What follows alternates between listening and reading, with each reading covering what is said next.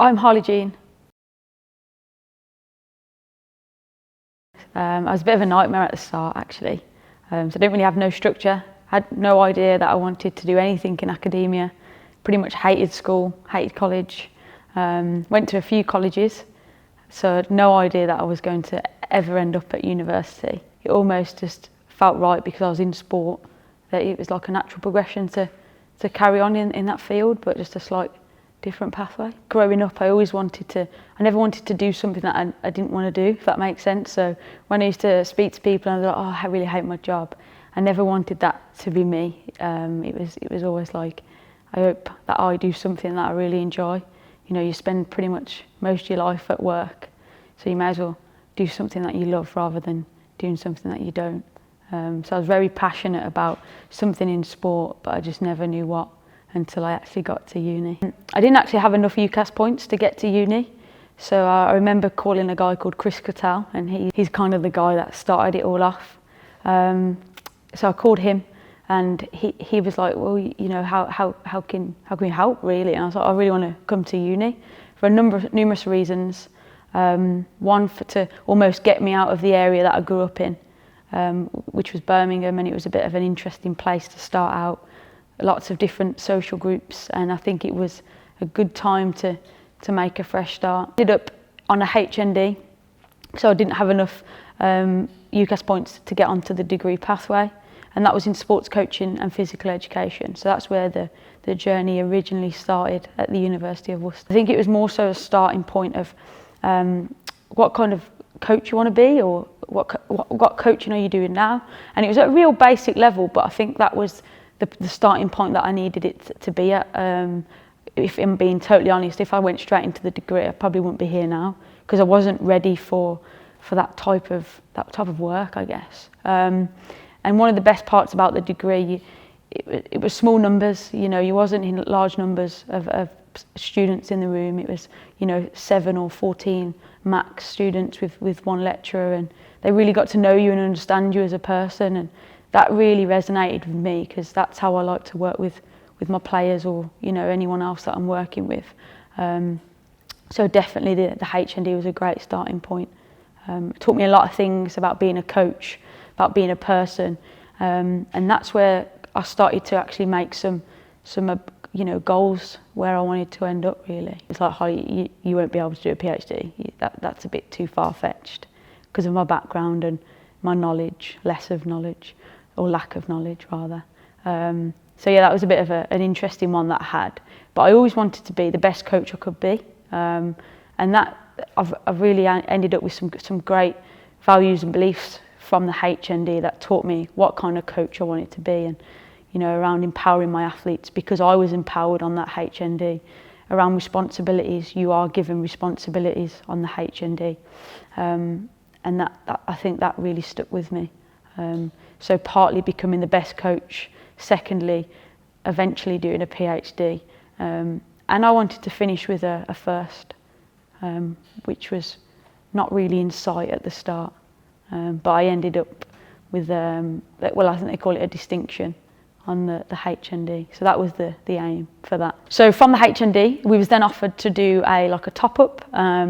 You could choose at the time sports studies, and that was just 1 year, but I didn't want to do sports studies, so I ended up doing another 2 years. And, you know, I think there's different opinions around what this experience is like from HND to degree.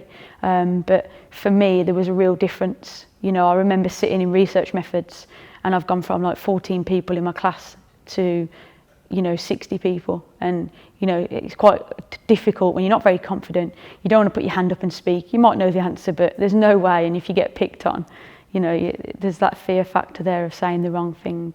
So there was a big difference. Not many lecturers knew who I was, so it was like, you know, I don't really have that relationship that built up, and it was almost starting again at times. But it taught me a lot to be out of my comfort zone. There was a lot of modules, so I chose the sports coaching with joint honours with PE, because I wasn't sure if I wanted to be a PE teacher or continue the coaching pathway. So I ended up doing both, which was highly recommendable, because you can almost experience and explore both. I finished the degree, finished with the first class, which was one of the main aims of it. I then chose to do the sports coaching MSc here, which was highly influenced by Don and Andy, who are clearly, a big part of my journey, especially now. Can't really thank them enough from the opportunities that they throw at me. But mainly, I didn't really know them back then, but it was always interesting that I knew they was, doing the MSc. So that was the next step for me. And I chose to do that full time. Not sure why, because everybody else did it part time. And I actually chose to do it full time. Lost a year of my life actually, because it was, I spent most of the days in Pearson, but it was amazing because I was full into it. There was nothing else really, and I was fully engrossed into the course, and I to this day I believe I fully maxed it out with the opportunities that were there. From that, I've had multiple opportunities. So I now work with the FA. We deliver the PG Cert for the coach educators there, and also an MSc over there at the FA. And that was actually from the MSc that I did. So I did a placement module, and kindly asked Don and Andy if I could jump on board, and I'm still there now. So some of the opportunities on there are pretty good. That's got me here now really. Face a lot of barriers along the way, and some of the key struggles was knowledge for me. Like, it was almost, I would read lots of things, but they wouldn't stay in my head. I'd end up reading them over and over and over again, and and time management as well. At the same time, I had a football development officer's role, which is interesting. It brings me back to what I haven't spoke about, but I will, because it's quite an impactful process. I went for the MSc studentship, and I kind of knew I wasn't going to get it. I was faced up against some other people that had better qualifications than me and more experience in that role, but I went for it. But even though I didn't know I was going to get it, and even though I knew I wasn't going to get it, I still went for it, and I was quite upset when I didn't get it, if that makes sense. So that was quite impactful early on before I even started the MSc. Taught me a lot actually, big learning curve that you've got to work harder. A few personal roles that brought upon. But yeah, the key barriers: knowledge, sometimes facing rejection from jobs that you actually really want, but there's always other possibilities and other routes that you can actually go around and get them the other way. So that's why I did the MSc full time, because I knew then in my back of my head that the next was the PhD. And because I'd already missed out a couple of years, or not missed, but I was behind a couple of years because of the HND, an extra year on the degree, I kind of knew I needed to catch up a little bit in time-wise, because I want to try and be, a young researcher, so I've got plenty of years in the tank almost to explore as much as I can out there in the field. Interestingly, going back a little bit, I'm in academia now, and when I was actually at school at a younger age, I hated the word of education, hated school, didn't really go to any lessons, or colleges was a nightmare. So to actually reflect upon where I'm now is it's unbelievable at times to think about how I've ended up here, because I hated it so much back then. And it's almost now, when I speak to other students and speak to other players that I coach, for example, I really want to make that journey as individualised as possible, so they can actually, I almost call it the penny drop moment, when they realise, there's something out there for me, it's not all bad, and education is a great place to be in. And I think sometimes I feel like that I've had real flourished moments where I've opened up and almost just taken on any opportunity, whereas in my school days or earlier education experiences, it was almost like never even looked for them. So it's quite a big difference in comparison to how I viewed education to how I view it now. I think I'm highly influenced by Ken Robinson. He's an inspirational writer, and he's all about education and schooling. And the system for me that I experienced was very like this linear process. Like, we put children and young people through the education system as batches of people based on date of birth, for example. And I almost saw it as that, and I just, I didn't want to write about Macbeth or, Romeo and Juliet. Like, I didn't want to write about stuff like that. I wanted to write about stuff that really impacted me, and there was nothing there that inspired me to write. Therefore, I didn't write. And at school, I was predicted no grades, like E's, F's, U's, O's. I don't even know because I didn't care. And I did come out with A's and C's. Not sure how, but got there in the end. That got me to college, but I just didn't. There was no care. There was no interest. Whereas now it's completely different. I have a real passion for coach education. I have a real passion for coaching. I have a real passion for decision making in sport, where I'm at now, and it's really exciting, and there's something to look forward to, and there's certainly a passion there for it. So yeah, big difference. So I've just finished my MSc sports coaching, finished with distinction, which I'm pretty happy about. Which was I know it's not all about grades, but it does stay in the back of your head that you want the best grade possible.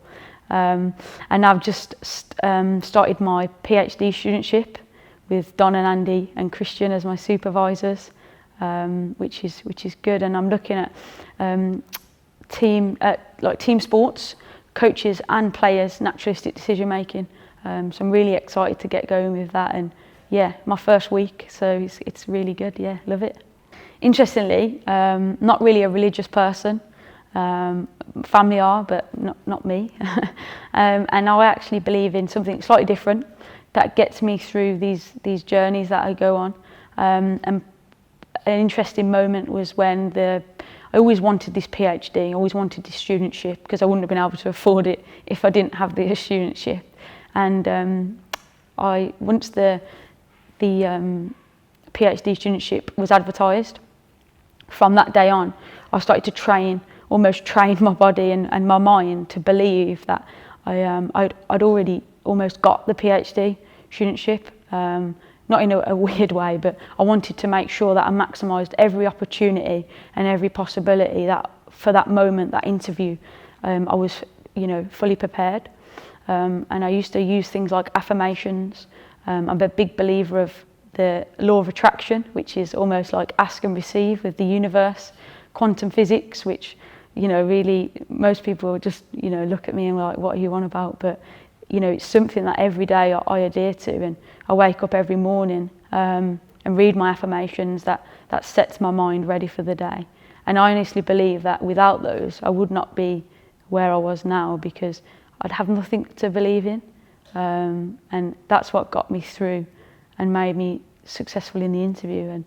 And I didn't really show anything else but myself, and hopefully that paid off. And yeah, that's what I believe in, really.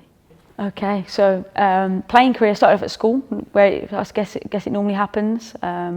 Playing just with friends at school, playing in school football team, and then I got picked up from West Bromwich Albion ladies, or academy, and they asked me to come and play for them when I was around 8 years old. But unfortunately at the time, my family didn't have the transport and stuff to take me, so I didn't actually start playing till I was 14. I used to play with my friends and that, but not in a team, which was odd because it's quite old now in this time to play in a team if you wasn't younger than 14. So I was 14, and then I signed for Albion, which was my team anyway, so it was amazing. Started playing there, was captain, loved it. It was the best thing ever. And then that progressed to spending a bit of time at Villa. Then I actually signed for Birmingham City ladies. That lasted quite a while, but it was an interesting dynamic. I don't think I wasn't mature enough for the process. There was strict diet, strict training processes, travelling a lot with the team, and there was a lot of older members in the team, and I wasn't mature enough, and I didn't have that experience enough to adapt to this kind of different environment, and I was very immature at the time, and I kind of probably messed up that opportunity, but I'm okay with that. Like I don't have any regrets because it's taken me on a different path. Played for England colleges, which then got to alongside when I was playing for Birmingham City. So that was I was in the squad when they won the FA Cup, which was pretty cool. So I've got some nice little memories and little medals and stuff there for that.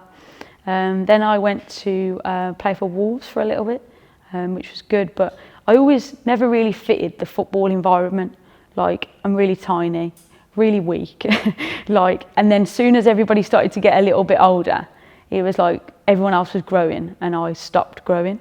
So I remember being on a pitch and it was almost like I was playing against women that were way too strong for me to even go up against. And I just remember thinking that this isn't for me anymore. Like, I don't want to keep getting hurt every week and getting chopped and, going home with bruises and stuff. And then I found futsal. So the playing career slightly changed, and futsal for me is just the best thing ever. Like, it suits me as a player, really creative, really short, really quick, lots of tricks on the ball. There's not much time to think, and you just got to react, and really well. It's really going really well with futsal at the moment. So currently playing for Birmingham City futsal women, with my manager called Iklak, who's a great role model as I'm starting to go into the coaching world of futsal. So yeah, career-wise, in terms of playing, he's okay. There's England women's futsal team starting up, so I've got a bit of a target to hopefully, tread into that a little bit. But yeah, really good from football to futsal. Me on to from the futsal playing side. I didn't actually get into futsal through playing. It was more so coaching, and then I found the playing side of it. So I found a guy called Chris Bright, who has type 1 diabetes. Had no idea what diabetes was, so I learnt a lot around his disability. And then he was like, have you played futsal before? I was like, nope. So it was a new world, very different. And then he said, we want to create the first UK's all diabetic futsal men's team. I said, okay. Where do we start? So it was a long process for that.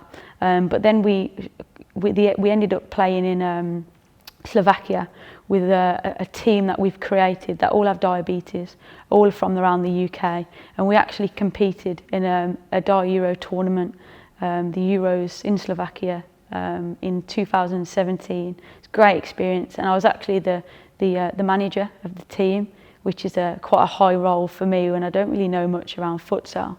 But I think the reason it worked so well is that I was able to actually win players over. These players that we were working with, they're full-grown men, they're married, they have children, and they see this young female coming into a team, and there's a few barriers there already, around knowledgeability and power and, almost who says what. So it was really interesting how I had to win them over, but in a quite a quick time, I already had those relationships. I was able to build them up, and it was a great environment.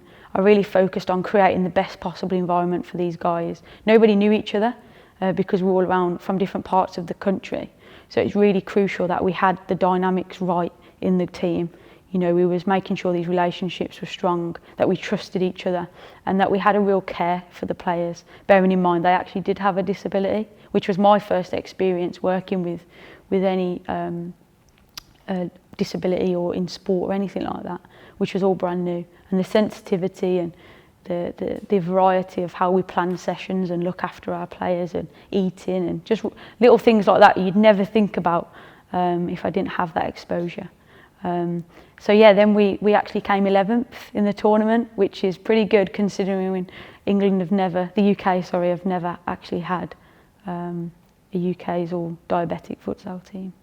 So from the actual rejection from not getting the MSc studentship, I didn't give up there. So I actually got offered a football development officer's role.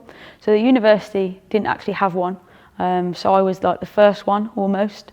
And I remember going for the interview or the first day and stuff, and I was like, what's this role about? And they were like, we're not sure, you create it as your own. And I was like, okay, I've never really experienced this kind of freedom before. Normally you go into a job and they tell you this is what you've got to do. The FDO role started from, just trying to understand what could be done. So I firstly started off going into schools within Worcester, promoting girls football, because that's my passion, and almost taking over the school's girls football team. So becoming that coach for the team, training them, coaching them, whatever it looked like, because obviously each school was very individualised, because some schools were almost prioritising other sports, which was quite a bit of a battle at the start, trying to win the PE teachers over and say, look, football's great. So we did that first, and then from that we then kind of set up like little satellite clubs, bringing the schools to our uni to promote the uni, and that worked well. It's still going now. And then we're almost at the point of setting up a schools league. So in the area at the moment for female participation, playing football is not great really. It's a bit of a hit and miss. The girls turn up, there's no refs, there's not much there for them to enjoy. So we came up with the idea is all the schools that I'm in, we'll create a schools league so they can all have some kind of competition and structure to their football experience at school. So from the FDO stuff, I then started up starting next week actually, the women's futsal team here at the University of Worcester. We don't have one, so I actually want to create one. We started off with like a very recreational style, where I just want the girls to actually come and play along and get involved and understand the sport. And now we're looking to enter a team into BUCS next season, which we've got quite a bit of interest for a futsal women's team here as well, which is really exciting to get going. Not sure if I'm going to be the player or the coach because I still want to play, but yeah, that's another part. So I'm at that point now where I've recently just finished the FDO post, and I've been working with a guy called Callum Terry, who's a real great guy, and he's taken on the role now, so I've kind of stepped down from that, but he'll do amazing things with it, which I'm really proud of. So throughout my FDO experience, one of the key things that I actually learned as a coach or as a leader was how to actually look after people and how to make them almost do what I want them to do. So there was lots of schools, and I wanted it to look a certain way as it was starting off, and there was a bit of a skill there to how I actually want to lead people, and I have this term in my head around this servant leadership, and I actually wanted to serve these coaches that I work with and employed, so then they actually take upon the roles and responsibilities themselves and almost flourish within the environment that I've pushed them into a little bit. And Callum and Rosie are great examples of that, how they've really flourished with that environment and become great coaches on some of the FDO projects, especially the girls' community project. So before I actually started coaching properly into a team environment, I actually began as a volunteer at the Albion Foundation, and that came about from actually being removed from my school in a politest way, and I ended up at almost a behaviour school, and had to do my GCSEs there. So I became into this football environment where I could still learn, which was a great environment for me to be in because it was around sport. So I finished my GCSEs off there, and then they offered me a little bit of a coaching job, not paid. It was a volunteer position, and I remember turning up the first time, and it was like, "Hi, can you collect the cones, and can you put the goals away, and can you collect the bibs?" And I was like, "Yeah, sure." But at the time, looking back, that was probably the only bit of responsibility they could have gave me, because if they gave me anything else, it would have just been too much, because I wasn't ready for anything other than that, for different reasons. So I started off as a volunteer, and then that actually progressed into a bit of paid coaching hours, which was great because a bit of money in my pocket, which was good at a young age. And then that progressed into a part-time contract, which was good, working with teams, working with schools at the Albion Foundation, all based around football. And then after that, I then became the volunteers coordinator, so looking after people again, getting them to similar opportunities that I first started out as, and getting them, some sort of employment and into that coaching world, and to progress through their coaching badges, which was also a great experience. Just wanted to get that in. Yeah. So I think one of the key messages and one of the key principles or values and beliefs I hold as a coach is, when I was a player, I really, really hated being treated like a robot. You see in teams now that coaches want players to play a certain way, and that just never fitted with me. I was really creative. I was really, I used to run around the field and almost do what I wanted to do, but that worked in a way. I was a very creative player and always wanted to do random things with the ball and try new things out. So whenever I entered a team that didn't want that, I really struggled. So I always thought, how many other players are potentially like me or could be like me, but have never been allowed to be that way. They've always had that conformity and always had to be a certain way or play a certain way because of the team or the coach's philosophy or objectives. So that has always stayed with me. And whenever I coach or speak to players or look after players at any point, I always think, well, you know, what type of player are you? How do you want to play? What is your playing style? And how can I utilise your strengths rather than utilising my strengths as a coach? And actually, you know, how can we work together and make you the best possible player rather than trying to turn you into some sort of robot that works for the team? So that's something that really has stayed with me for such a long time, because I've had playing experiences where I've come up against that, and it's not been the best experience because they've asked me to play a certain way. I've tried, but it just didn't pay off. So that always stayed with me, and that's something I take. And my values and beliefs are, you know, to empower players, get them to you know, take responsibility, do whatever they want on that pitch or the court. You know, manipulate the ball in whatever way you want, as long as it works and it's successful to you and us as a team. And you know, at some point it has to be individual, regardless if we're in a team. But you have to have players that are characters, that are individual and able to express themselves, because everybody's very unique. But sometimes we just have this ideal picture in our head that everybody has to sometimes look the same. And I'm not sure I agree with that in teams. I think we should be promoting, you know, these big characters and getting them to explore, you know, their strengths on the pitch and off the pitch. So one of the things that I think is really important and has stayed with me the whole way through this is almost like, as cheesy as it sounds, you know, if one door closes, another one actually does open. And you know, sometimes in life you actually do face these big obstacles that you think there's no way past this or through this, or you know, and what's the next part look like? And for me, it's almost been a bit of a roller coaster journey since starting school and to where I'm at now. And I think sometimes you just have to embrace that struggle, because if you don't embrace the struggle, you never actually appreciate the good parts, and you never actually appreciate, you know, oh, I actually got through that, or I actually got through my degree or my MSc or starting a PhD. So my message would just be to embrace the hard parts, because otherwise you won't actually appreciate any of the good parts.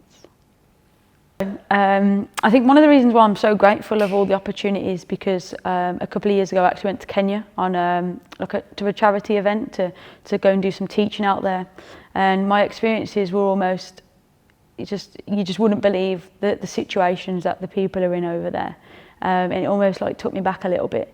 So to teach children that had nothing, we did home visits, and you know, there was like 6 people living in one little room, and that was their house, and it just made you appreciate so many things and so many opportunities that we have in life. And this is why I think that I really do believe in being grateful of all the opportunities, all the role models that I have everywhere that surround me, because in life there is these opportunities, and we just have to be grateful of them. So I think that's really important, and my experience in Kenya really brought that to light, to appreciate everything we've got. So I think it's important to mention that one of my role models is actually Nanny Jean. She's very famous on social media. And I think sometimes in life you actually do need that one person that you go back to. That, you know, it's almost like that person that you can always tell things to, and you know, if you're having a bad day you can go back to her, and she's been that one for me that I can talk to about everything. And things I've gone wrong and I've gone to Nan, and she's like, it's all right, you'll get something else, don't worry, keep going. So one of the role models for me it has to be Nanny Jean. Yeah. That was quite short. I wanted it to be short. And then I need to talk about Don and Andy. I don't want to say much though, because it's weird. But all I want to say is like how grateful I am of them. Because they keep throwing all these great things to me. So you say how opportunity then to. I think throughout my coaching journey, academic journey, that's still ongoing. I've had some real key role models and influential people that have come along, but there's certainly two people, Don and Andy, that really opened doors for me and gave me multiple opportunities. And I'm really excited to hopefully continue that relationship that I have with them for future work, and hopefully the journey continues.